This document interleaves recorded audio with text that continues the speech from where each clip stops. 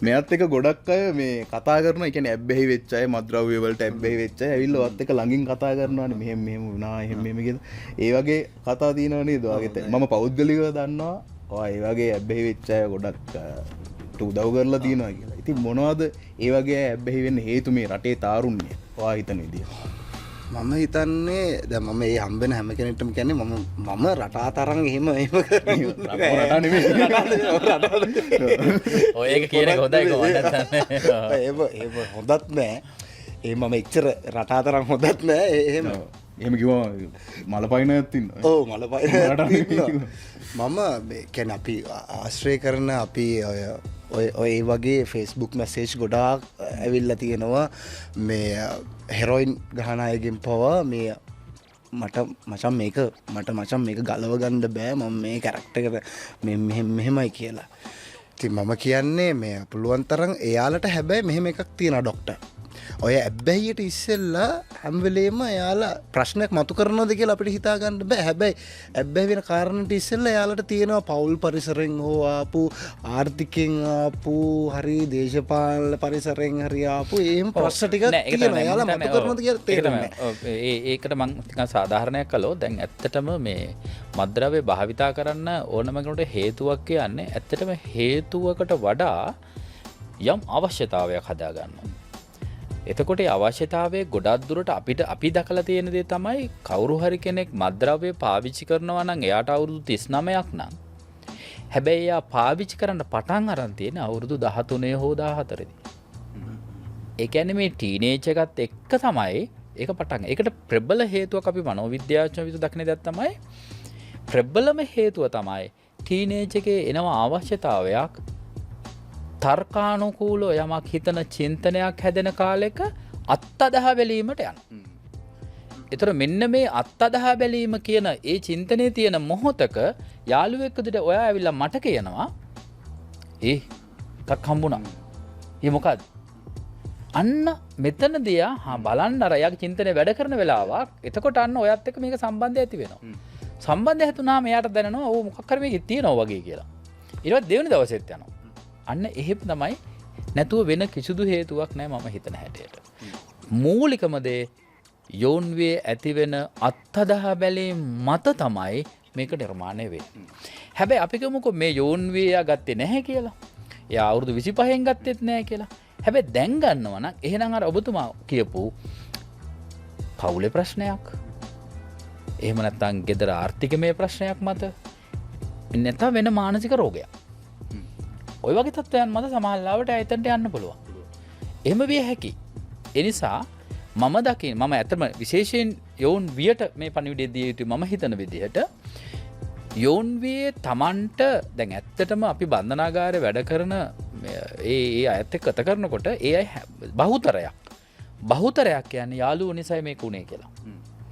යාළුවෝ නිසයි මේක උනේ කියලා බහුතරයක් කියන්නේ. එතකොට එහෙනම් යෝන් වියට දෙන්න ඕන පණිවිඩය මම හිතන විදිහට යාළුවෝ දෙන ඕනෑම දෙයක් අත්දා බැලිය යුතුද අපි එපා කියන්නේ නැහැ. මම දකින දේ තමයි අපි අපෙන් ප්‍රශ්න කරන්නේ නැහැ කිසිම විටක. අන්නේ ප්‍රශ්න නොකිරීම මත එයා මේකට ඇබ්බැහි වෙන්න පුළුවන්. එයාගෙන් අහලත් නැහැ යාළුවෙන් අහලත් නැහැ දුන්නා. එයාගේ චින්තනය වැඩ කරනවා යෝන්වේ චින්තනයක්. ඒතර ඒ චින්තනය වැඩ කරන එක ඇතුලේ එයා අතදා බලන්න යනවා. දැන් අපේ යාළුවෙක් ඉන්නවා මේ ડિප්‍රෙෂන් හැදිච්ච දෙතුන් දෙනෙක් ඉන්නවනේ මම අඳුරන මම පෞද්ගලිකව මම දන්න යාළුවෙක් ඉන්නවා ડિප්‍රෙෂන් හැදිලා එයා ජොයින්ට් කියන්නේ මේ ගංජා හොඳටම පාවිච්චි කරනවා. මේ එයා මට කිව්වා මෙහෙම ගංජා ගන්නවා මට මෙහෙම අවුල් මචං මට මේ ට්‍රැක පයින්නවා කියලා කියන්නේ ට්‍රැක පයින්නවා මචං මේ එහෙම මං කිව්වා ඉස්සෙල්ලම ඕක නවත්තන්න. ට්‍රක් ගහන එක මොකද එයා එක්ස්ට්‍රීම් ලෙවල් එකේ ගහන යන ගමන් තිබ්බේ. මං කිව්වා ඉස්සෙල්ලා ඔය ජොයින් ගහන එක නවත්තන්න. හරි. ඊට පස්සේ තමයි මම දන්නේ ඇත්තටම ගංජාවලට ડિප්‍රෙෂන් වැඩි වෙනවා. වැඩි වෙනවා. ඒ කියන්නේ වැඩි වෙනවා කියලා කියන්නේ මෙහෙමයි. දැන් ගංජා කියලා කියන්නේ ඖෂධයක්. ඔව්. දැන් අපේ රටේ ලොකු ප්‍රශ්නයක් මේ කාලේ යනවානේ. ඒක තහනම් කරන්න නෑ පනතක් ගේන නීති අනුකූල කරන්න එහෙම කියන සමහර රටවල ඒක නීතිගත කරලා තමයි මේ ප්‍රශ්නේ ගොඩක් අය කතා කරන්නේ. අපේ රට නීතිගත කරන්න පුළුවන්. ඒක අපේ රටේ නීතිගත කරන්න බැරි අපේ නීතියත් අවභාවිතා වෙනවා. ඖෂධත් අවභාවිතා වෙනවා. ඉතින් ඕක මොකද්ද කරන්න කියලා හිතා ගන්න බෑ. දැන් උදාහරණයක් ගත්තොත් එහෙම අපේ නීතියක් තියෙනවා ඕනෑම මත්ද්‍රව්‍යයක් ළඟ තබා ගැනීමට බෑ. එතකොට ළඟ තබා ගත්තොත් ඔහු අපරාධකාරයෙක්. බැහුවස අපරාධකාරයෙක් ළඟ තබා ගත්තොත්. ඒක විකුණනා හෝ අපි දන්නේ නැහැ. ළඟ තබා ගත්තොත් ඔහු අපරාධකාරයෙක්. එතකොට දැන් ගංජා කියන ඖෂධය අපි විශේෂයෙන් වෛද්‍යවරු ගත්තොත් එහෙම වෛද්‍යවරුන්ට ගංජා කියන ඖෂධය අවශ්‍යයි. බෙහෙත හදන්න. සමහර ඖෂධ දෙනවා බෙහෙත හදන්න ඕනේ. එතකොට දැන් එයා බෙහෙත් හදන්න ළඟ තියාගත්තේ නැත්නම් කොහොමද හදන්නේ? බෙහෙත හදන්න ළඟ තියෙන්න ගහක් හරි දෙයක් හරි හිටව ගන්නත් වෙන්නේ බෑ.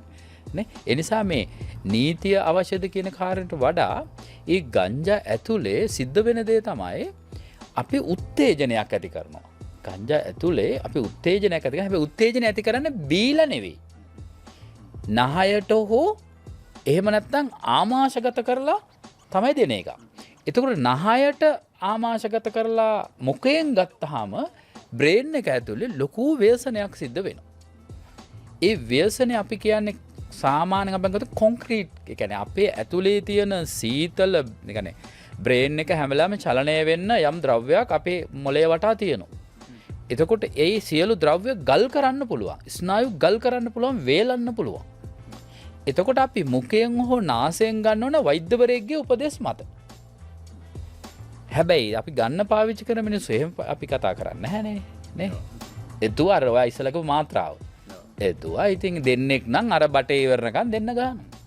නෑ අනිත් එක මේ ශානක කිව්වාගේ මම හිතන්නේ මේ ඔය ගහන එක නවත්තන්න කිව්වට ඇබ්බැහි වෙච්ච කෙනෙක්ට එහෙම නවත්තන්න පුළුවන් කියලා. මම ඒකත් එක්කම ඩොක්ටර්ගෙන් අහන්න කැමතියි.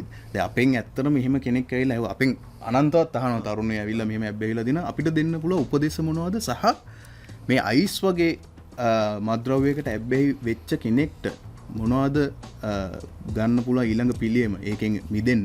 ඔව්. එක පළවෙනි දේ තමයි දැන් අර එතුමා කියපු කාරණයට මම එක පැත්තකින් 100%ක් ආසයි කතාවට.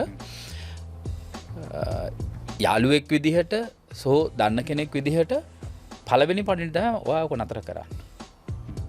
ඒක තමයි පළවෙනි පණිවිඩය. ඒක අපි දෙන්න ඕනේ. නැත්නම් වරෙන් මචං ඔව් ගන්න නෙවෙයි. පළවෙනි පණිවිඩය ඒක. ඒක තමයි හොඳ. හරි. හැබැයි ඒකට ඔහු කියනවා අයියා මට නතර කරන්න බැහැනේ. මට අමාරුයි මේක. ඔයා කිව්වට මට බෑ. අපි ගාවට තල එහෙම තමයි කියන්නේ. එතකොට පළවෙනි පියවර තමයි ඊළඟට අපි තියන්න ඕනේ එක්කෝ මනෝවෛද්‍යවරයෙක් ගාවට එහෙම නැත්නම් මානසික රෝගවලට ප්‍රතිකාරණ කරන මනෝචිකිත්සකවරයෙක්, උපදේශනවරයෙක් මේ වගේ අපේ රටේ ඕනෑ තරම් තියෙනවා නොමිලේ සේවාව ලබා දෙන්න. ප්‍රාදේශීය ලේකම් කාර්යාලයක ඕනම තැනක තියෙනවා. ඒ වගේම ඕන තරම් NGOs තියෙනවා එහෙම සේවාව ලබා දෙන. ඒ වගේම බන්ධනාගාර දෙපාර්තමේන්තුව හරහා විවිධ සේවාවන් තියෙනවා. ඒ ඕනෑම ඊළඟ රෝහල් තියෙනවා අපේ මනෝවෛද්‍යවරීන්. මේ ඕනෑම රෝහලකට එයා කැමති නම් විතරයි. එයා කැමති නම් අපිට යොමු කරන්න පුළුවන්. හැබැයි එයා ඔය පළවෙනි පාරේ කියලා ඊළඟ පාර අපි හම්බෙන්නේ එන්නේ නැහැ. ඔයා හම්බෙන්නේ නැහැ. ඔව් මගහරිනවා. ඊට පස්සේ අයියා එනවා දැකම අයියා එයා මගහරිනවා. හරි මල්ලි පේන්නවත් නැහැ ඊට පස්සේ. ඉතින් ඒ නිසා නමුත් එයාට අපි වෙන ක්‍රමයක් හොයන්න ඕන. ඒ වෙන ක්‍රමයක් කියලා මම දකින්නේ අර මල්ලි ඉන්න ඉසව්ව මල්ලි මොනවද කරන්නේ? මල්ලිගේ හොඳම යාළුවා කවුද? ගෙදර ඉන්නේ කවුද? මේ කියන පරිසරය හොයලා එහෙම කෙනෙක් අපි හොයාගන්න ඕනේ. එයාට උදව් කරන්න. එයා කැමති නම් මම මේ කියන්නේ. අකමැති නම් ඔකල වැඩ නැහැ. ඔක්කොටම ගහනවා ඊට පස්සේ. හරි? ඉතින් ඒ නිසා එයා කැමති ආදරය කරන කවුරුහරි පුජ්‍යලෙක් රට මේ ඇතුලේ ඉන්නවා. අන්න එයාව හොයාගන්න ඕනේ. එයාව හොයාගෙන එයත් එක්ක අපි ගනුදෙනුවක් කරන්න ඕනේ. අරයත් සම්බන්ධයක් නැහැ.